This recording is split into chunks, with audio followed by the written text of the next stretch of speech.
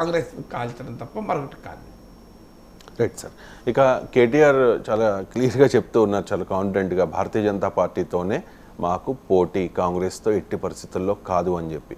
ఒకవైపు కాంగ్రెస్ పార్టీ అధికారంలో ఉంది, అలాగే సర్వేలు కూడా అదే చెప్తూ ఉన్నాయి, 9 నుంచి 12 సీట్లు రావచ్చు కాంగ్రెస్ పార్టీకి లోక్సభ ఎన్నికల్లో అని చెప్పేసి. నిజంగా మరి బీజేపీతోనే పోటీ ఉంటుందా సార్? బీఆర్ఎస్కి కాంగ్రెస్ పోటీ కాదా? ఖచ్చితంగా బీజేపీతోనే పోటీ ఉంటుంది, 100% ఉంటుంది. ఎందుకంటే సెకండ్ పొజిషన్కు పోటీ పడేది బీజేపీతోనే. సెకండ్ పొజిషన్ అనుమానాలు లేకుండా బీజేపీతో ఉంటుంది పోటీ. మీరు చూడండి, తెలంగాణలో లోక్సభ ఎన్నికల తర్వాత బీజేపీకి బీఆర్ఎస్కి మధ్యనే పోటీ ఉంటుంది. మన అసెంబ్లీ ఎన్నికల్లో పోటీ బీజేపీ బీఆర్ఎస్కు లేదా సెకండ్ పొజిషన్కు.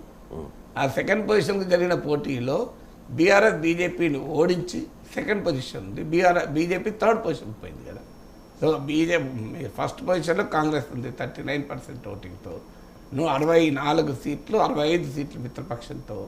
సెకండ్ పొజిషన్లో బీఆర్ఎస్ ఉంది 39 సీట్లతో, 8 సీట్లతో థర్డ్ పొజిషన్లో బీజేపీ ఉంది కదా.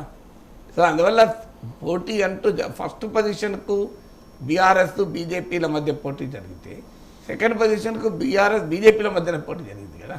సో అందువల్ల ఈ మొదటి పోటీలో బీఆర్ఎస్ గెలవలేదు. ఫస్ట్ పొజిషన్ కొరకు కాంగ్రెస్తో జరిగిన పోటీలో బీఆర్ఎస్ గెలవలేదు. కానీ సెకండ్ పొజిషన్కు బీజేపీతో జరిగిన పోటీలో బీఆర్ఎస్ గెలిచింది కూడా కదా. అందువల్ల కేటీఆర్ అనేది నిజం, ఖచ్చితంగా బీఆర్ఎస్కు బీజేపీకి మధ్యనే పోటీ ఉంటుంది. సో ఆ పోటీ సెకండ్ పొజిషన్కు ఉంటుంది.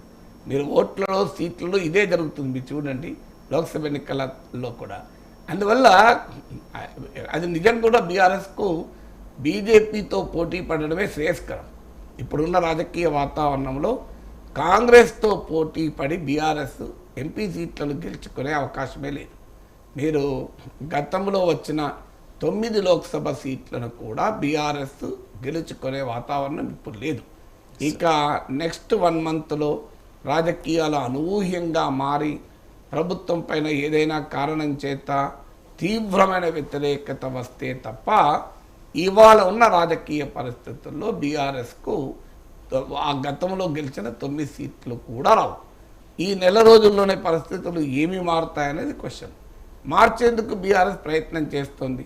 నీటి కష్టాలని, రైతుల సమస్యల్ని తీసుకొని ఆ ప్రయత్నం చేస్తోంది. కానీ ఇవాళ ఇండికేషన్ అయితే బీఆర్ఎస్ తను 2019లో గెలుచుకున్న 9 సీట్లను నిలుపుకోవడం కూడా కష్టమే.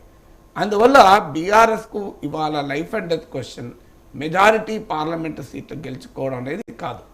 ఇవాళ బీఆర్ఎస్ ముందున్న తక్షణ కర్తవ్యం కాంగ్రెస్ ఆధిపత్యానికి గండి కొట్టి రాష్ట్రంలో తానే నెంబర్ 1 పార్టీగా తిరిగి స్థానం పొందడం అనేది బీఆర్ఎస్కు సాధ్యమే కాదు.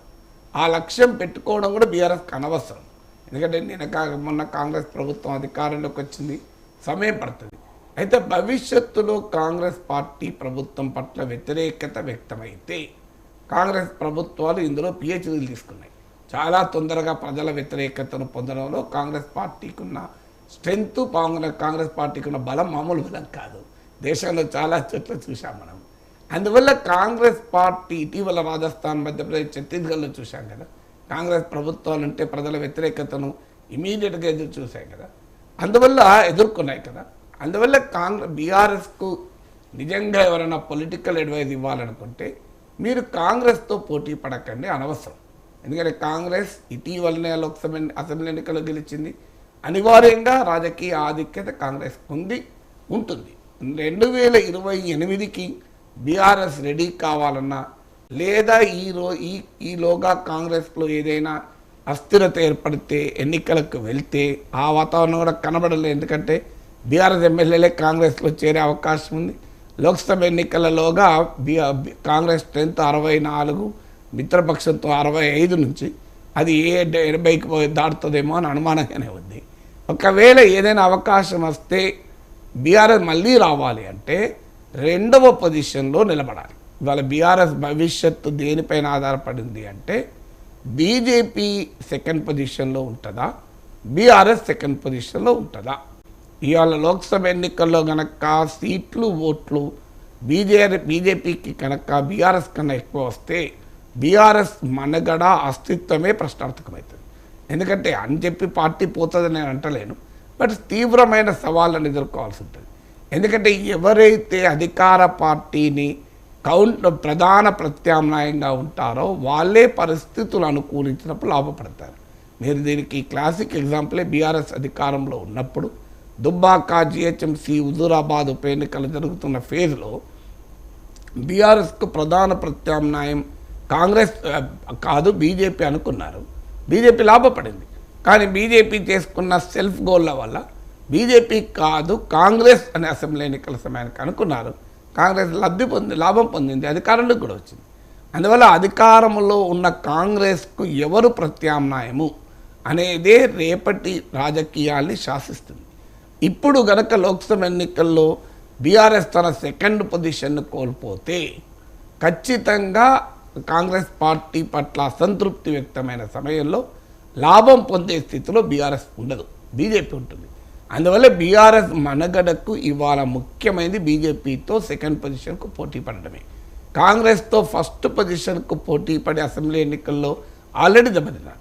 లోక్సభ ఎన్నికల్లో ఆ రాజకీయ వ్యూహాన్ని కనుక అనుసరిస్తే బీఆర్ఎస్ నష్టపోతుంది. అందువల్ల బీజేపీతో ప్రధానంగా పోటీ పడి సెకండ్ పొజిషన్లో బీఆర్ఎస్ నిలబడితే ఆ బీఆర్ఎస్కి లాభం జరుగుతుంది. బహుశా ఇది గుర్తించింది కనుకనే బీఆర్ఎస్ నాయకత్వం స్లోగా బీజేపీ పైన అటాక్ పెంచుతున్నారు మీరు గమనిస్తే. అందువల్ల బీజేపీతోనే మాకు పోటీ, రామునికి మొక్కుతాం, బీజేపీని తొక్కుదాం, ఈ నినాదాలన్నీ ఎందుకు ఇస్తున్నారు? కారణం ఏంటంటే సెకండ్ పొజిషన్ కనుక బీజేపీ కనుక వస్తే బీఆర్ఎస్ ఇంకా ఖాళీ అవుతుంది, బీఆర్ఎస్ ఇంకా సవాళ్ళను ఎదుర్కోవాల్సి ఉంటుంది. రేపు కాంగ్రెస్కు వ్యతిరేకంగా బీజేపీతో కలిసిన జూనియర్ పార్ట్నర్గా కలవాల్సి వస్తుంది. అందువల్ల బీఆర్ఎస్ ప్రధాన అపోజిషన్ స్పేస్ను క్యాప్చర్ చేసుకొని ఉండడమే ఇప్పుడు బీఆర్ఎస్ ముందున్న తక్షణ రాజకీయ కర్తవ్యం. ఇప్పుడు ఏదో 10కి పైగా సీట్లు వస్తాయనో, లాస్ట్ టైం గెలిచిన 9 సీట్లు నిలుపుకుంటామనో ప్రయత్నం చేయడం వల్ల ప్రయోజనం లేదు. ఆ ప్రధాన ప్రతిపక్ష స్పేసు తన నుంచి జారిపోయి బీజేపీ చేతిలోకి పోకుండా చూసుకోవడమే బీఆర్ఎస్ ప్రధాన కర్తవ్యం. బహుశా ఆ వ్యూహం ఉండే మాకు పోటీ బీజేపీ అని కేటీఆర్ అనడంలో ఉద్దేశమై ఉండాలి. Right sir. ఒకవైపు పొలాల సందర్శన